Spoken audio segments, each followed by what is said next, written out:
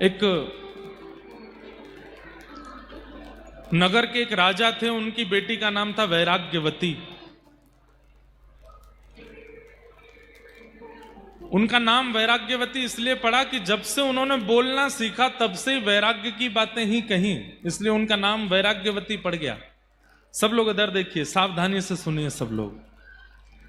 यहां जितने भैया खड़े हैं मंच के आसपास, हाँ माता जी को करके फिर विराज जाओ सब। वैराग्यवती नाम की एक राजकुमारी थी, राजकन्या थी, लेकिन पता नहीं कैसे कौन से जन्म का उनका पुण्य था कि जन्म से जब से बोलना प्रारंभ किया वैराग्य की ही बातें मुख से निकलती थी। दुनिया के लोग सुंदर पुष्पों को देख के कहते कितना सुंदर है, कितना सुंदर है, कितनी इसकी सुगंधी देखो, इसका रंग देखो, इस पुष्प की कोमलता देखो। वैराग्यवती कहती सर्दियों को आने दो, पतझड़ का मौसम आएगा, सारी सुंदरता निकल जाएगी इसकी। घर के बड़े लोग कहते तू कैसी बात करती है, तेरे पास और कोई बातें ही नहीं होती। अब घर में रिश्तेदार के रूप में नव विवाहित जोड़ा आते, वो आकर के प्रणाम करते, बोले आप हमें आशीर्वाद दो, हम दोनों की जोड़ी सदा बनी रहे। वैराग्यवती आ जाती, वहां पर भी वैराग्य की बातें करने लगती। मन पंछी उड़ जाई हैं जादिन, तादिन तेरे तनुतर वर के सबई पात झड़ जाई हैं। स्वार लाग करें सब पीती, सुर नर मुनि जन की यह रीति। सब स्वार्थ के संबंधी हैं, ये संबंध कोई विशेष नहीं है, तुम दोनों विवाह करके आए हो। हर जगह वैराग्य की बात करती थी, इसलिए उसका नाम वैराग्यवती। एक समय आने पर तो राजा ने छोटी सी कुटिया बना करके महल के बाहर उनका निवास बना दिया। बोले तुम यहीं रहो, और पूरे दिन क्या करते, केवल ठाकुर जी का स्मरण।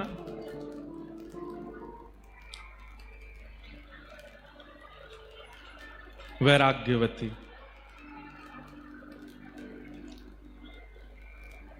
ठाकुर जी का स्मरण करती और कोई उसके पास चर्चा नहीं होती।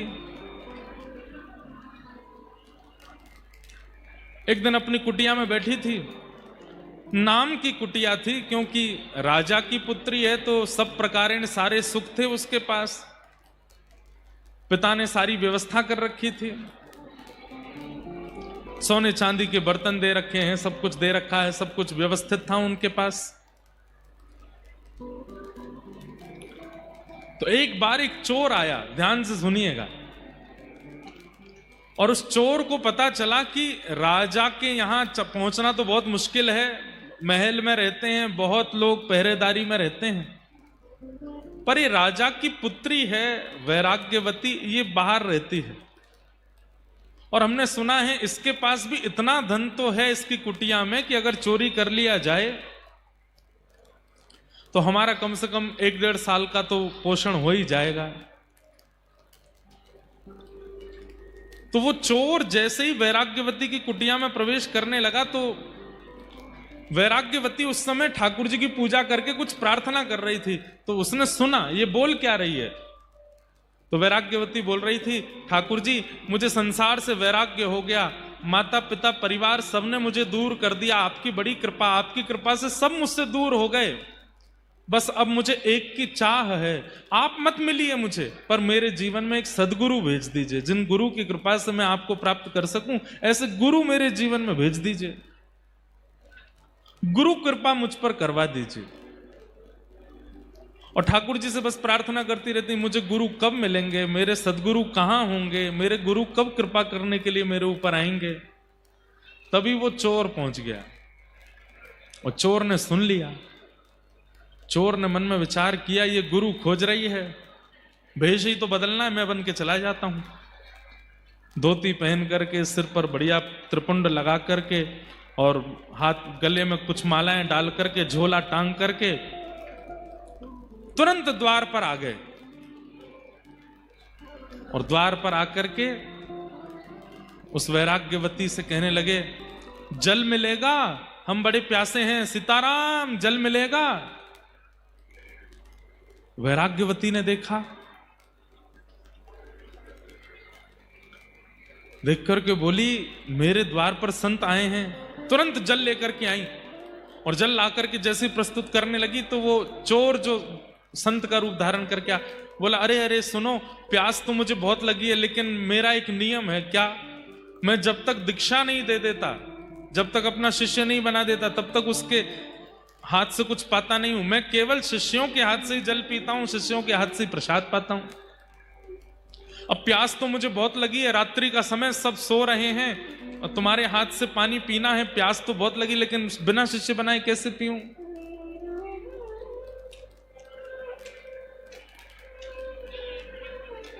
वैराग्यवती बोली, आप प्यासे रहेंगे ये मुझे स्वीकार नहीं, और मैं तो अभी ठाकुर जी से कह ही रही थी कि मुझे गुरु दे दीजिए, और उसी समय आपका आना हुआ है, तो निश्चित है कि आपको ठाकुर जी ने ही भेजा होगा मेरे गुरु रूप में आने के लिए। आप एक काम कीजिए, जल का पात्र बाद में आप पी लीजिएगा, मुझे दीक्षा दे दीजिए। हाँ, ये काम बढ़िया रहेगा, बैठो। और चोर ने अब उसको जो भी आता था मंत्र वंत्र बोलना, जो उसको राम नाम याद था या जो भी नाम याद था, कान में बोल दिया और गले में एक माला पहना दी, तिलक कर दिया, बोले आज से तुम मेरी शिष्या हो, लाओ अब जल पिलाओ। जलपान कर लिया।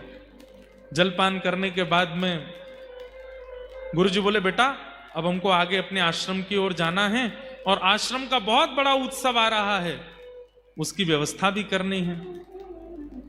जी गुरुदेव, आप आज्ञा करो।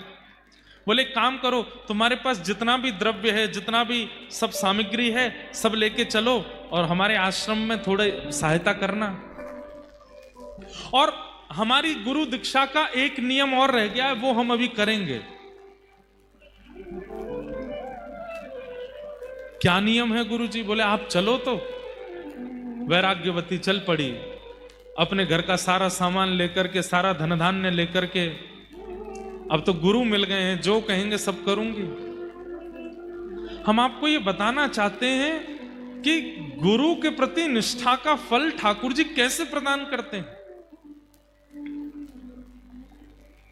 आजकल भी ऐसा सुनने में मिल जाता है, कई इंटरव्यूज में, कई जगह बड़े बड़े चैनलों पर भी लोग बोलते हैं, संत जन आदि, कथा वक्ता आदि आदि आदि ये तो सब बस लूट रहे हैं, इतना पैसा ले रहे हैं, इतना ये कर रहे हैं, यहां पे ऐसा करते हैं।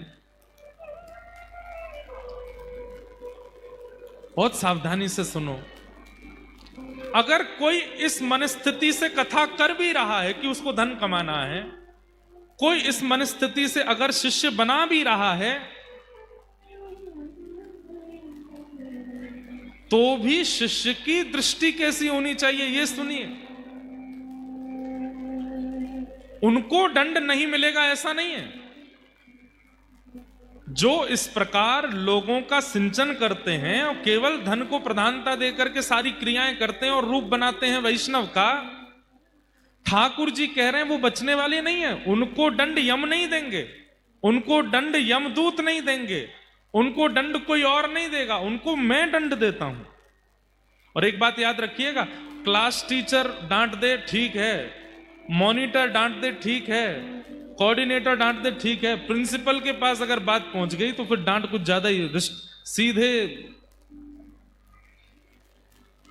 रिस्ट्रिक्शन ही होता है फिर स्कूल में। ठाकुर जी प्रिंसिपल हैं, सबको दंड नहीं देते। सबको दंड देने के लिए भगवान ने यमराज जी बैठा रखे हैं, सबको दंड देने के लिए ठाकुर जी ने, अरे भैया आ जाओ, ये जिनकी मैया है वो आ जाओ। हाँ रुको, कहां है, क्या नाम है बता दो, हम बुला दें। अच्छा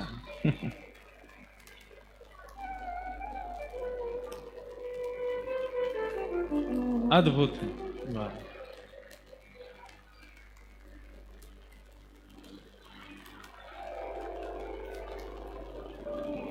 जय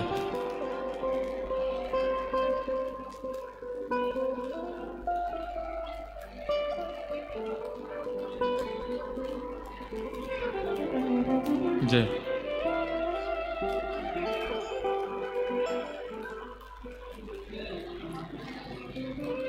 बोलो सद्गुरुदेव भगवान की जय। दादाजी महाराज के परम कृपा पात्र और अभिनय जगत के भी अद्भुत कलाकार राजपाल यादव जी भी अभी अभी पधारे हैं, खूब खूब उनका अभिनंदन। हम जो प्रसंग सुना रहे थे वहीं चलें दोबारा। कटनी के लोग अद्भुत हैं, अद्भुत हैं। हमारे दद्दाजी महाराज बड़े सरल और बड़े सहज और बड़े सरल स्वभाव के हैं। हमें आज पता चला किस लिए उनके अंदर इतनी सरलता, क्योंकि जब समाज ही इतना सरल स्वभाव का होगा तो फिर गुरुदेव को भी सरल तो होना ही पड़ेगा। और हमारी कथा चल रही है, इतना गंभीर प्रसंग, वो माता जी यहीं खड़े होके जल्दी आ, यहां पे आ। मंच से हम बोल भी रहे हैं तो भी यो नहीं कि भाई 1000 लोग कथा सुन रहे हैं ना, एक धीरे बोले ना इधर आ, और 2-4 लोग रोके तुम चुप रहो, बेटा खो जाएगा मेरा, इधर आ। ऐसी सरलता तो अच्छी, पर हमें हमारे प्रसंग पूरे करने तो नहीं, ध्यान से सुनो। तो वैराग्यवती, बचपन से ही वैराग्य आ चुका है सब चीजों से, ऐसी राजकन्या वैराग्यवती। कहां तक कहें, राजा ने भी अपने घर से बाहर एक कुटिया बना करके दे दी, वहां रहती है, क्योंकि घर में जो भी आता है सबको वैराग्य का ही ज्ञान देती है। आज गुरु की कामना कर रही थी तो एक चोर गुरु का रूप धारण करके आ गया और कहा कि मैं जल तो तभी पीऊंगा जब दीक्षा लोगी। तो दीक्षा ले ली। दीक्षा लेने के बाद में उस चोर ने कहा कि हमारे शिष्यत्व बनाने की एक विधि जो है वो जंगल में होगी, हमारे साथ चलो। तो राजकन्या वैराग्यवती गुरुदेव के चरणों में सब कुछ अर्पित करने के लिए जितना सोना चांदी, जितना धन धान्य उनके पास था, सब इकट्ठा करके अपने साथ अपने गुरुदेव के साथ जा रही है। बीच घनघोर जंगल में जाकर के उस चोर ने विचार किया, यहां राजा की सेना मुझे नहीं ढूंढ पाएगी और मैं यहां इसके पास जितना धन है सब चुरा करके यहां से भाग जाता हूं। पर यह भी एक तरीके से भागूंगा, कैसे? वैराग्यवती से कहा, वैराग्यवती इधर आओ। जी गुरुदेव आज्ञा करो। ये जितनी पोटली सामान सोना चांदी सब नीचे रख दो। रख दिया गुरुदेव, आज्ञा करो। पेड़ के पास खड़ी हो जाओ। पेड़ के पास खड़ी हो गई। एक बड़ी रस्सी लेकर के आए वो चोर और उस रस्सी से वैराग्यवती को बांध दिया और कहा, अब तुम्हारी असली दीक्षा हो रही है। क्या करना होगा गुरुदेव? बोले, जब तक मैं लौट करके ना आऊं तब तक तुमको यहीं बंधे रहना पड़ेगा, और तुम अगर यहीं बंधी रही तो तुम्हारी दीक्षा पूर्ण होगी। फिर तुम जो चाहोगी, जिस ठाकुर का दर्शन, जिस भाव का दर्शन, जिस लोक की प्राप्ति, वो सब तुमको मैं गुरु कृपा से तुमको प्रदान करूंगा। बस याद रहे जब तक मैं आऊं ना यहीं बंधी रहना। वैराग्यवती बोली, गुरुदेव आप चिंता मत करो, मेरी निष्ठा है आपके चरणों में। बंध गई वहीं पर। वो चोर गुरु जो बने थे सारा धन धान्य लेकर के, सोना चांदी आदि सब चुरा करके वहां से और निकलते बने। अपनी पोशाक वोशाक सब उतार के फेंक दी। खूब नाचने लगे। बोले अब तो आनंद आ गया, 1-2 साल की भरपाई हो गई, इतना सोना चांदी मिल गया, गुरु बन करके किसी को ठग लिया, अब आनंद आएगा। और वैराग्यवती तो वहीं खड़ी है और बार बार उस चोर के चरणों का ही स्मरण कर रही है। कैसे युगल चरण है मेरे गुरुदेव के, कैसे सुंदर स्वरूप है मेरे गुरुदेव के, मेरे गुरुदेव कितने कृपालु हैं। यहां राज्य में हल्ला हो गया कि वैराग्यवती अपने भवन में नहीं है और सारे उसके गहने और जितने भी सोने चांदी आदि थे वो सब भी वहां से कोई ले जा चुका है। राजा ने अपनी सेना लगा दी चारों दिशाओं में, मेरी पुत्री को ढूंढो, कहां है? ढूंढते ढूंढते 3 दिन लगे। 3 दिन बाद घनघोर जंगल में वैराग्यवती मिली। एक पेड़ से बंधी हुई खड़ी है, मुख पर प्रसन्नता है, अपने गुरुदेव का स्मरण कर रही है। तभी सैनिकों ने जाकर के वैराग्यवती को प्रणाम किया। प्रणाम राजकुमारी, पिताजी महाराज आपको ढूंढ रहे हैं, आप जल्दी चलिए। जैसे ही रस्सी खोलने लगे, खबरदार खोलना नहीं, मेरे गुरुदेव मुझे बांध करके, मेरी दीक्षा चल रही है, जब तक गुरुदेव लौट करके नहीं आएंगे तब तक मुझे यहीं रहना है। सैनिक अब इससे ज्यादा क्या कर सकते हैं, दौड़ करके राजा को जाके बताया उस जंगल में वहां वैराग्यवती बंदी है, बोल रही है कि गुरुदेव बांध के गए हैं, वो जब तक नहीं खोलेंगे तब तक नहीं आऊंगे। राजा, राजमाता, पूरा परिवार गया, सबने जाकर के कहा वैराग्यवती चलो यहां से आगे जाना है घर पर। और कब तक बंदी रहोगी, 3-4 दिन तो तुम्हें हो गए। पिताजी आप तो जानते हैं बचपन से ही मेरा स्वभाव वैराग्य का रहा है, कृपा करके जब तक मेरे गुरुदेव आके ना खोलें तब तक मेरे को स्पर्श मत कीजिएगा। मेरे गुरुदेव ही आकर के रस्सी खोलेंगे तभी मैं यहां से जाऊंगी। राजा बोले तुम्हारे गुरु कौन है, क्या नाम है, कौन से संप्रदाय के हैं, किस शहर में रहते हैं, कहां उनका आश्रम है, कुछ तो बताओ। वैराग्यवती बोली ये तो मुझे नहीं पता। वो तुम्हें नहीं पता तो फिर कैसे चलेगा काम? मैंने गुरुदेव से नहीं पूछा, गुरुदेव बताएंगे तो मैं उसकी जानकारी रखूंगी, मैं अपने आप कैसे पूछ सकती हूं?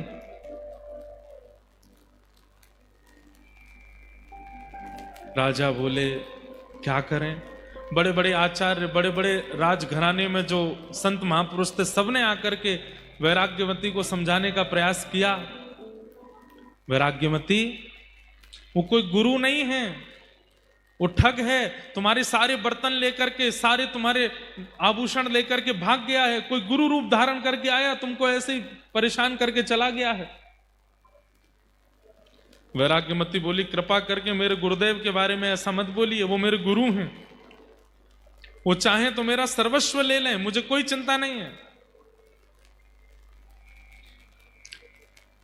बड़े बड़े संत, बड़े बड़े ऋषि आचार्य आए, लेकिन कोई भी वैराग्यवती को मुक्त नहीं कर पाया। अगर आपने मुझे मुक्त करने का प्रयास किया मैं प्राण त्याग दूंगी अपने। सब चिंता में बैठे, तभी अनेक संतों ने नारद जी का स्मरण किया, वहीं बैठ करके यज्ञ किया, नारद जी का आवाहन करना चाहा कि हे नारद जी आप पधारो। हाथ में करताल लेकर के, वीणा लेकर के श्री नारद जी प्रकट हो गए और प्रकट होकर के बोले कहिए क्या बात है। बोले कि हमारी पुत्री यहाँ पिछले करीब 10-12 दिनों से बंधी हुई है और कह रही है गुरु आके खोलेंगे तो ही मुक्त होंगी। नारद जी महाराज ने जाकर के कहा पुत्री मैं नारद हूं, देवदत्ताम मिमाम वीणाम स्वरत ब्रह्म विभूषिताम मूर्छयित्वा हरिकथाम गायमानश्चराम्य हम। मैं देवदत्ता वीणा लेकर के जगह जगह ठाकुर जी का यश गाता हूं, मैं नारद हूं। मैं तुम्हें आज्ञा देता हूं ये रस्सी खोल दो, माता पिता परेशान हो रहे हैं तुम्हारे।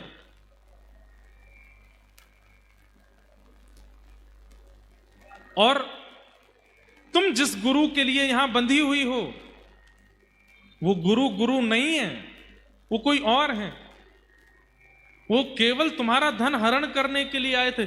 इतने में वेदमती वैराग्यमती बोलने लगी मुझे विश्वास हो गया आप नारद नहीं हो।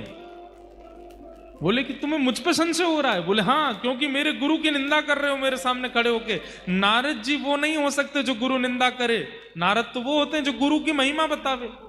आप मेरे गुरु की निंदा कर रहे हो, आप नारद नहीं हो सकते।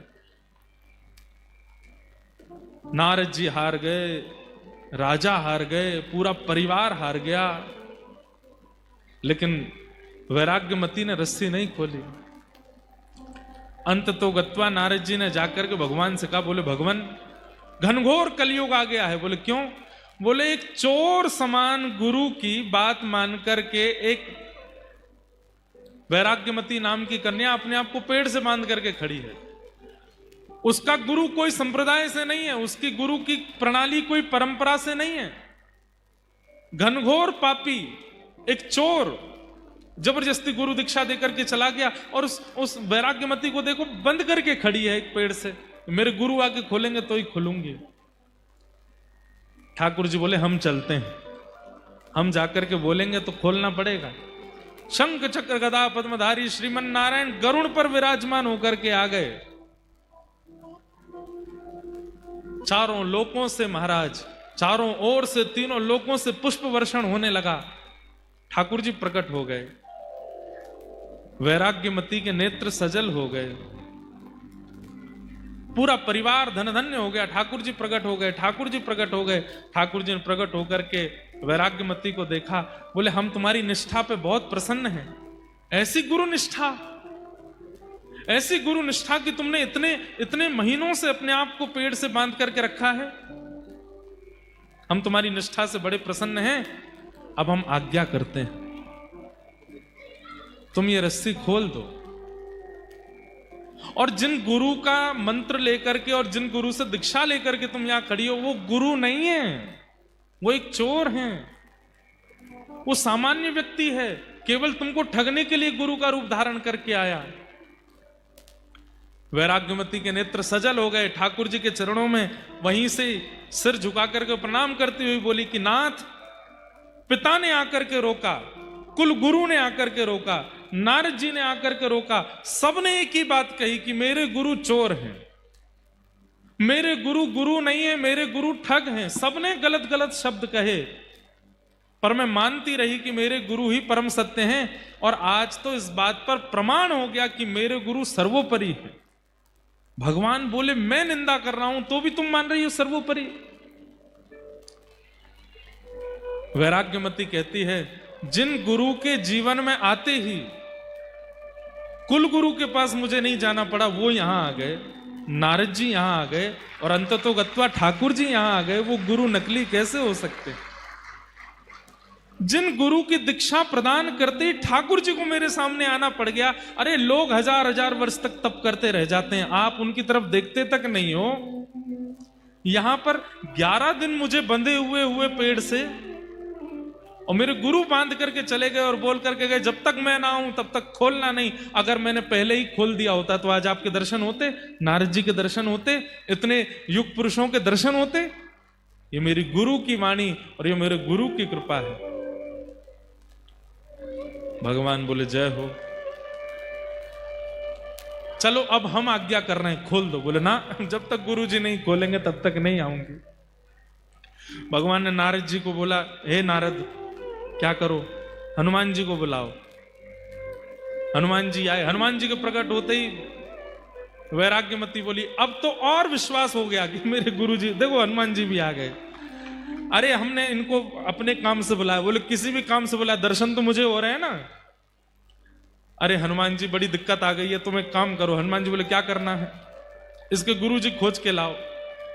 हनुमान जी गए, वैराग्यमती अपने गुरु का परिचय दो। बोले परिचय कुछ नहीं पता, बस इतना पता वो मेरे गुरु हैं।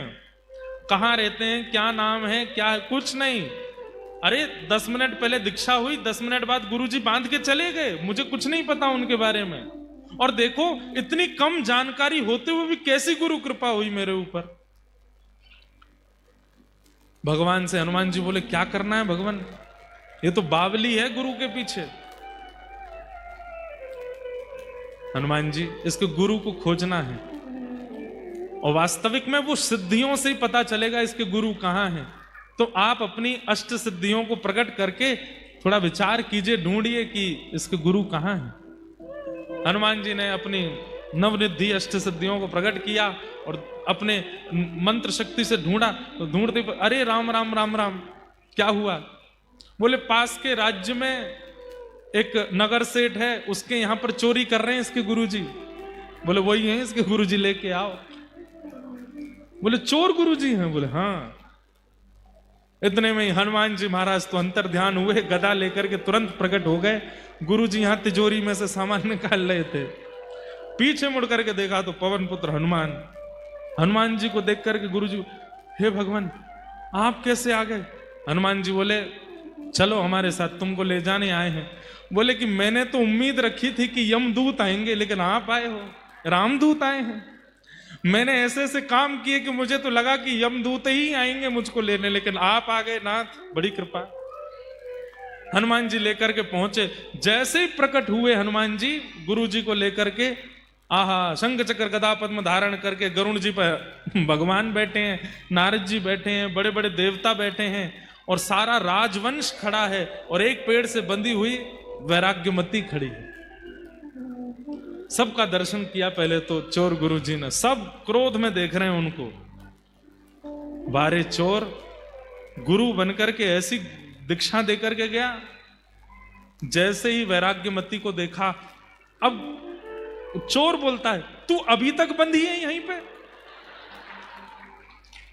वैराग्यमती बोली गुरुदेव आप आज्ञा करके गए थे कि जब तक आप नहीं खोलोगे तब तक मैं यहीं बंधी रहूंगी। भगवान ने कहा सबसे पहले तो इसको मुक्त करो। जा करके जैसे ही रस्सी खोली, वैराग्यमती ने चरणों में प्रणाम किया, भगवान गुरुदेव आपकी कैसी कृपा, 10 मिनट आपने मुझे दीक्षा प्रदान किया, रस्सी से बांध करके गए, आपकी कृपा से श्री हनुमान जी का दर्शन, नारद जी का दर्शन, पिता महाराज का दर्शन, गुरुदेव का दर्शन, ठाकुर जी का दर्शन हो गया। गुरुदेव आपको वंदन करती हूँ, प्रणाम करती हूँ। भगवान ने हनुमान जी की ओर देखा, नारद जी की ओर देखा, सब साधन मुझे प्राप्त करने के एक तरफ, हनुमान जी देख लीजिए, और गुरु निष्ठा एक तरफ। ये गुरु निष्ठा है।